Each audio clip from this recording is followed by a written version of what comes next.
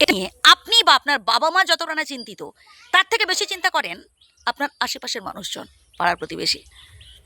আসলে আপনি যদি তাদের কথায় বেশি গুরুত্ব দিতে চান বা তাদের কথা ভেবে কোনো সিদ্ধান্ত নেন যে তারা সমালোচনা করছে, আমাকে নানান কথা বলছে, উল্টোপাল্টা কমেন্ট করছে, পেছনে আজে বাজে কমেন্ট করে, তো আমি হুটহাট করে একটা সিদ্ধান্ত নিয়ে নিই, যাকেও একটা বিয়ে করে ফেলি, তাহলে বলবো আপনি নিজের পায়ে নিজে কুড়ুল মারলেন। আপনি সব থেকে বড় বোকামিটাই নিজেই করলেন। ভাই, সমালোচকদের কাজ হচ্ছে সমালোচনা করা। আজ আপনার বিয়ে হয়নি, এটা নিয়ে সমালোচনা করছে। বিয়ের পর যখন আপনার সন্তান সন্ততি হবে না, তখনও তারা সমালোচনা করবে। মেয়ের বাড়ির লোকজন বলবে মেয়ের দোষ, ছেলের বাড়ির লোকজন বলবে ছেলের দোষ। তারপর হয়তো কিছু কিছু কারণে হয়তো দেখা গেল যে বনিবনা ঠিকঠাক হলো না ছেলের সাথে, আপনার ডিভোর্স হয়ে গেল, তখনও দেখবেন সমালোচনা করছে, বলবে আপনারই দোষ। বুঝলেন?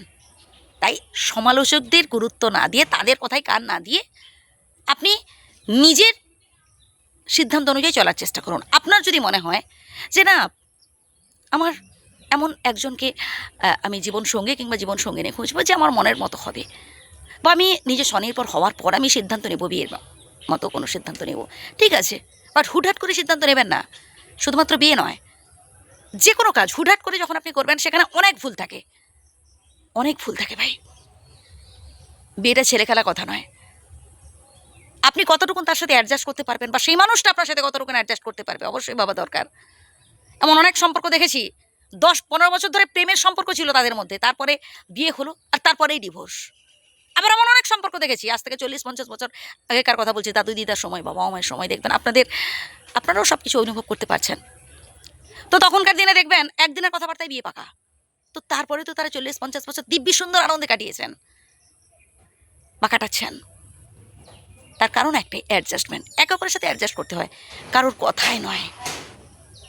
লোকে যা তা বলছে তাই একটা সিদ্ধান্ত নিয়ে নিলাম না।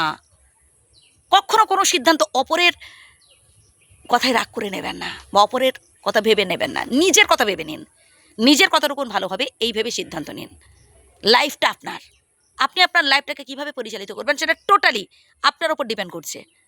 লোকে নানান কথা বলছে তাই যাই হোক একটা সিদ্ধান্ত নিয়ে নেব না, ভাই ভুল করছেন, ভুল করবেন।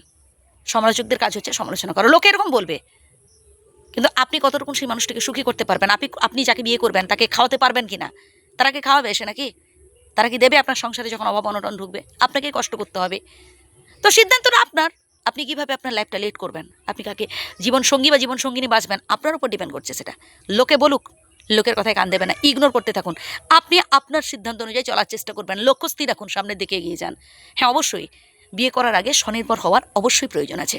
ভালো থাকবেন, যদি ভুল বলে থাকি ক্ষমা করবেন, আমার শ্রদ্ধা নেবেন, প্রণাম নেবেন। ধন্যবাদ।